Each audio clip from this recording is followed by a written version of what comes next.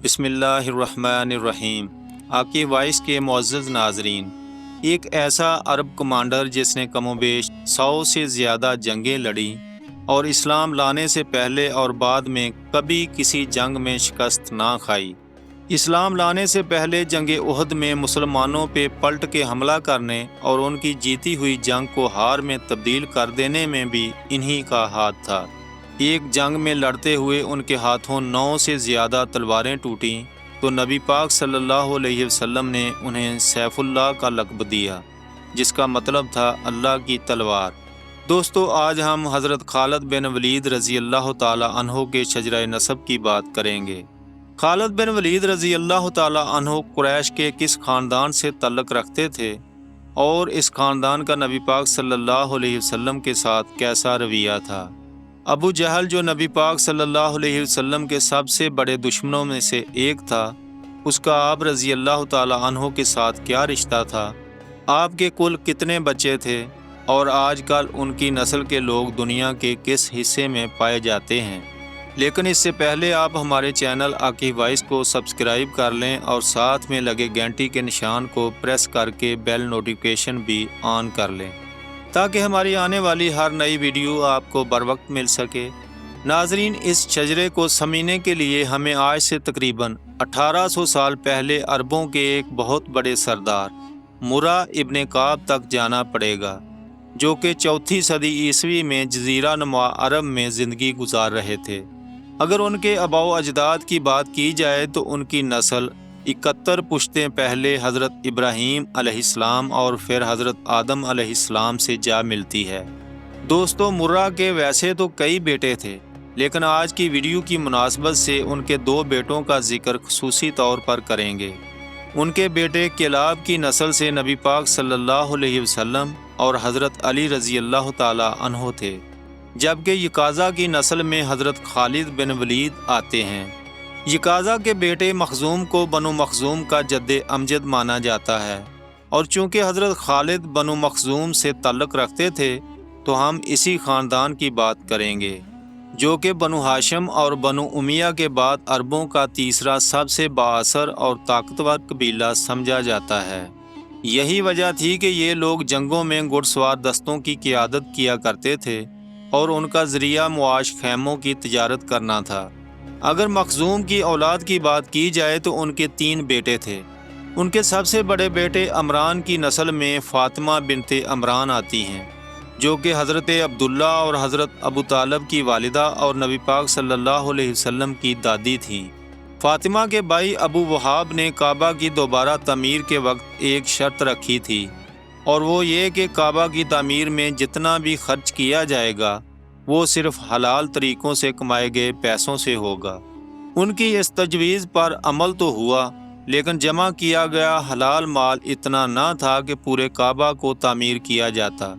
چنانچہ حتیم کا حصہ، جو کہ کعبہ کی حدود میں آتا تھا، اسے کعبہ میں شامل نہ کیا جا سکا، جو کہ آج بھی ہمیں اسی حالت میں نظر آتا ہے۔ دوستو، ابو وہاب کے بیٹے حبیرہ نے اسلام قبول نہ کیا تھا، یہاں تک کہ فتح مکہ کے وقت بھی نجران باغ نکلا، لیکن اس کی نسل میں سے اس کا پوتا عبید اللہ مختار سکوی کی اس فوج میں شامل تھا جو حضرت امام حسین علیہ السلام کی شہادت کا بدلہ لینے یزید کے خلاف نکلے تھے۔ مخزوم کے دوسرے بیٹے عمر تھے۔ ان کی جو بات انہیں سب سے زیادہ منفرد کرتی ہے وہ یہ کہ ان کی نسل میں بنو مخزوم کے 2 بڑے سردار حضرت خالد بن ولید اور عمر بن ہشام یا ابو جہل آتے ہیں۔ عمر کے بیٹے عبداللہ اور عبداللہ کے بعد اس کے 2 بیٹے ہلال اور مغیرہ آتے ہیں۔ جہاں تک ہلال کی بات ہے تو اس کی نسل میں 2 اہم شخصیات آتی ہیں۔ پہلے تو اس کے پوتے حضرت ابو سلمہ تھے، جو سب سے پہلے اسلام لانے والوں میں 11ویں نمبر پر تھے، اور یہ ام المومنین ام سلمہ کے پہلے شوہر بھی تھے، اور دوسری ابو سلمہ کی بھتیجی فاطمہ بنت اسود مخزومی تھیں۔ دوستو، یہ وہی فاطمہ تھیں جو چوری کے الزام میں پکڑی گئیں تو رسول اللہ صلی اللہ علیہ وسلم نے اسلامی شریعت کے مطابق ان کا ہاتھ کاٹنے کا حکم دیا تھا، اور ساتھ فرمایا کہ اگر محمد کی بیٹی فاطمہ بھی چوری کرتی تو اس کا ہاتھ بھی کاٹا جاتا۔ یہاں ایک اور دلچسپ بات آپ کو بتائی جائے کہ ہلال کی نسل سے حضرت زینب کی شادی اموی حکمران مروان بن حکم سے ہوئی، اور اندلس پر حکمرانی کرنے والے تمام حکمران انہی کی نسل سے تعلق رکھتے تھے۔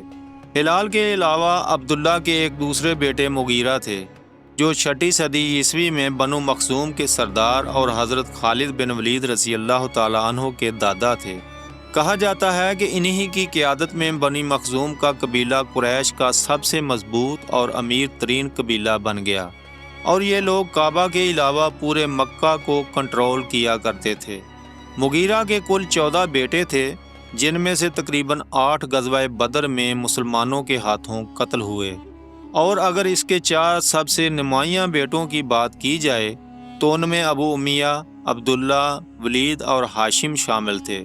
اس کے بیٹے ابو امیہ کو ایک شرف حاصل ہے کہ جب کعبہ کی تعمیر دوبارہ کی جا رہی تھی تو قریش کے تمام قبیلوں میں ایک تنازعہ پیدا ہوا کہ حجر اسود کو اپنی جگہ پر کون نصب کرے گا۔ یہ جھگڑا اتنا طول پکڑ گیا کہ 4 سے 5 دن تک تعمیر کے کام کو روک دیا گیا۔ تو ابو امیہ نے یہ تجویز دی کہ کل صبح کعبہ میں جو شخص سب سے پہلے داخل ہوگا وہی حجر اسود کو اپنی جگہ لگائے گا۔ تو اللہ کے حکم سے اگلی صبح اللہ کے نبی محمد صلی اللہ علیہ وسلم کعبہ میں داخل ہوئے اور حجر اسود کو اپنی جگہ نصب کر کے یہ جھگڑا ختم کر دیا۔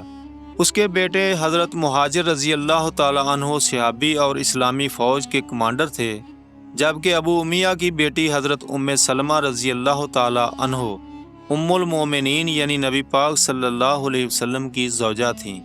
مغیرہ کے دوسرے بیٹے کے 2 بیٹے عثمان اور نوفل تھے۔ نوفل نے غزوہ خندق میں جب کوئی بھی قریشی خندق پار کرنے کی ہمت نہ کر رہا تھا تو اس نے یہ کوشش کی اور مسلمانوں کے ہاتھوں مارا گیا۔ مغیرہ کا تیسرا بیٹا حشام عرب فوج کا ایک بہت بڑا کمانڈر تھا، جس کی وجہ شہرت اس کا بیٹا عمر بن حشام تھا، جو کہ حضرت خالد بن ولید رضی اللہ تعالی عنہ کا چچا زاد بھائی تھا۔ دوستو، بنو مخزوم یا یوں کہا جائے کہ پورے عرب میں نبی پاک صلی اللہ علیہ وسلم کی سب سے زیادہ مخالفت کرنے والا یہی شخص تھا، جبکہ اس کا بھائی حارث فتح مکہ کے وقت نبی پاک صلی اللہ علیہ وسلم کی طرف سے جاری کردہ 14 افراد کی اس فہرست میں شامل تھا کہ جن کو دیکھتے ہی قتل کرنے کا حکم تھا، لیکن بعد میں وہ اسلام لے آئے اور حضرت خالد بن ولید رضی اللہ تعالی عنہ کی کمانڈ میں کئی جنگیں بھی لڑیں۔ مغیرہ کا سب سے اہم بیٹا الولید تھا، جو کہ نبی پاک صلی اللہ علیہ وسلم کے زمانے میں بنو مخزوم کا سردار اور عرب کے سب سے مالدار لوگوں میں سے ایک تھا، جس نے کعبہ کی دوبارہ تعمیر میں بھی بہت اہم کردار ادا کیا۔ لیکن اتنی مالداری اور عظمت کے باوجود یہ اسلام کے بڑے دشمنوں میں سے ایک تھا۔ دوستو، ولید بن مغیرہ کے کئی بیٹوں میں سب سے اہم 5 بیٹے تھے۔ اس کا بیٹا عمارہ، جو حضرت خالد بن ولید رضی اللہ تعالی عنہ کا بھائی تھا، قریش مکہ نے حضرت ابو طالب کے سامنے اس غرض سے پیش کیا کہ آپ محمد کو ہمارے حوالے کر دیں اور بدلے میں عمارہ کو اپنا بیٹا بنا لیں۔ اس کے علاوہ اس کا بیٹا ابو قیس غزوہ بدر میں کفار کی طرف سے لڑتے ہوئے قتل ہوا، جبکہ اس کا ایک اور بیٹا ولید غزوہ بدر میں قید ہوا، جسے حضرت خالد بن ولید، جو اس وقت مسلمان نہ ہوئے تھے، اور حشام نے فدیہ دے کر مسلمانوں سے آزاد کرایا تھا۔ لیکن مکہ آتے ہی ولید نے اسلام قبول کر لیا اور پھر بعد میں اپنے بھائی خالد کو بھی اسلام کی طرف مائل کرتے رہے۔ دوستو، ولید بن مغیرہ کے سب سے اہم بیٹے حضرت خالد بن ولید رضی اللہ تعالی عنہ تھے، جنہیں اسلام کی تاریخ کا سب سے کامیاب ترین عرب کمانڈر سمجھا جاتا ہے، جن کی جنگی حکمت عملی کی بدولت اس وقت کی 2 سپر پاورز رومی سلطنت اور ایرانی سلطنت گھٹنے ٹیکنے پر مجبور ہوئیں۔ جنگ موتا کے موقع پہ رومیوں کے خلاف لڑتے ہوئے آپ کے ہاتھ میں 9 تلواریں ٹوٹیں۔ آپ 6 صدی عیسوی میں مکہ میں پیدا ہوئے اور اسلام کے ابتدائی دور میں اپنے خاندان کی طرح نبی پاک صلی اللہ علیہ وسلم کے سخت خلاف تھے۔ یہی وجہ تھی کہ آپ نے مسلمانوں کے خلاف 2 جنگیں لڑیں، جن میں احد اور خندق شامل ہیں۔ غزوہ احد میں مسلمانوں کی جیتی ہوئی جنگ کو ہار میں تبدیل کر دینے اور پلٹ کے دوبارہ حملہ کرنے کے پیچھے انہی کی حکمت عملی تھی۔ آپ رضی اللہ تعالیٰ عنہ نے صلح حدیبیہ کے فوراً بعد اسلام قبول کیا اور فتح مکہ کے وقت آپ قبیلہ بنو سلیم کی سربراہی کرتے ہوئے مکہ میں داخل ہوئے۔ آپ رضی اللہ تعالیٰ عنہ نے اسلام کا جھنڈا اٹھاتے ہوئے سلطنت فارس، سلطنت روم اور اسلام دشمن عناصر کے خلاف 100 سے زیادہ جنگیں لڑی ہیں اور آپ ان تمام جنگوں میں ناقابل شکست رہے۔ آپ کی ان جنگوں میں جنگ موتا، یمامہ اور یرموک کی جنگیں سر فہرست ہیں۔ دوستو، خلیفہ دوم حضرت عمر فاروق رضی اللہ تعالی عنہ نے خلیفہ بنتے ہی انہیں فوجی سربراہ کے عہدے سے ہٹا دیا اور ان کی جگہ حضرت ابو عبیدہ ابن جراح کو لگا دیا، لیکن اس تبدیلی کے باوجود وہ نیک نیتی سے فوج میں خدمات انجام دیتے رہے۔ دوستو، حضرت خالد بن ولید ہمیشہ سے اللہ کی راہ میں شہید ہونا چاہتے تھے، تاہم اتنی جنگیں لڑنے کے باوجود وہ شہید نہ ہوئے، بلکہ 642 عیسوی میں شام میں ان کا انتقال ہوا اور آپ رضی اللہ تعالی عنہ شام کے شہر حمص میں خالد بن ولید مسجد میں دفن ہیں۔ حضرت خالد بن ولید رضی اللہ تعالی عنہ کی 2 بیویاں اسماء اور ام تمیم تھیں، جن سے ان کے 4 بیٹے سلیمان، عبداللہ، عبد الرحمن اور مہاجر تھے۔ ان کے بیٹے عبد الرحمن رومیوں کے خلاف جنگوں میں ایک مشہور کمانڈر رہے اور بعد میں بنو امیہ کے دور میں حضرت معاویہ کے ماتحت اور قریبی ساتھی رہے۔ دوستو، تاریخ دان یہ لکھتے ہیں کہ حضرت خالد کے اس بیٹے کو زہر دے دیا گیا تھا۔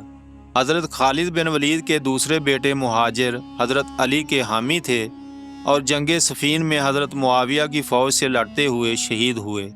مشہور تاریخ دان ابن ہیشم لکھتے ہیں کہ سن 750 عیسوی میں شام میں آنے والی ایک بیماری سے حضرت خالد کی اولاد کے بچے کھچے 40 افراد انتقال کر گئے، جس کے بعد ان کے خاندان کی تمام جائیداد ان کے بھائی حضرت ولید کی نسل سے ایوب بن سلامہ کو مل گئی۔ لیکن دوستو، یہاں ایک دلچسپ بات یہ ہے کہ 12ویں صدی کے ایک عرب شاعر ابن کیسرانی اپنے خاندان کو حضرت خالد کے بیٹے مہاجر کی نسل سے ہونے کا دعویٰ کرتے ہیں۔ ان کے علاوہ 15ویں صدی کے شام کے صوفی مذہبی رہنما سراج الدین محمد المخزومی بھی خالد بن ولید کی نسل سے ہونے کا دعویٰ کرتے ہیں، اور کچھ مورخ 16ویں صدی میں ہندوستان کی سوری سلطنت کے سلطان شیر شاہ سوری کی نسل کو بھی خالد بن ولید رضی اللہ تعالی عنہ سے جوڑتے ہیں۔ دعا ہے اللہ پاک آپ کو اور آپ کے پیاروں کو آسانیاں عطا فرمائے اور آسانیاں خلق خدا میں تقسیم کرنے کی توفیق عطا فرمائے، آمین۔ کمنٹ سیکشن میں آمین ضرور لکھیے گا۔ ملتے ہیں ایک نئی ویڈیو کے ساتھ۔ اللہ نگہبان۔